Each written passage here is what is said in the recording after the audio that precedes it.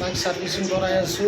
এই অফিস ৰুমত বহি আছো। এইয়া মোৰ বাইকখন চাইছে মাই বসন্তি।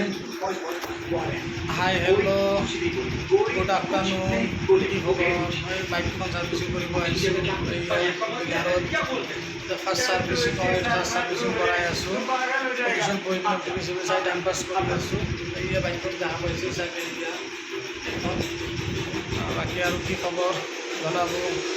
ধামাকা ফেচবুক ব্লগ দি আছোঁ, চাব আপোনালোকৰ মতামতবোৰ জনাব, কেনেকুৱা লাগে ভিডিঅ'বোৰ চাই, আৰু কি কয় কমেণ্ট কৰি জনাব, SMS কৰিব আৰু শ্বেয়াৰৰ মাধ্যমত জনাব, ভাল লাগিব। দুটা মোৰ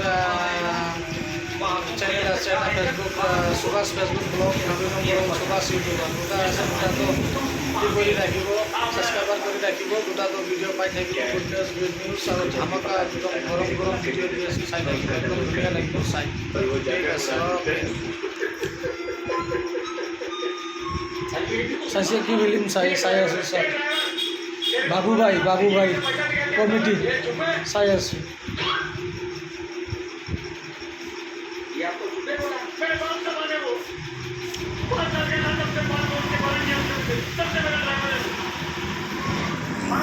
ৰাতিপুৱা চাইডত গ'লোঁ, চাইডত যাই মাল চাল পেলাই কিনে বোলো আজি ফিৰি আছোঁ।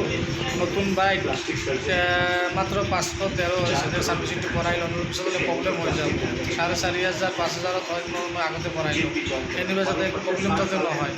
কোনো প্ৰব্লেম হ'লে পিছত কেলেম চেলেম নহ'ব, ফচি যাব লাগিব, হৈ যাব। বাইকটো নচলাই বেছিভাগ দুই চাকা, ঘৰ আৰু বজাৰ।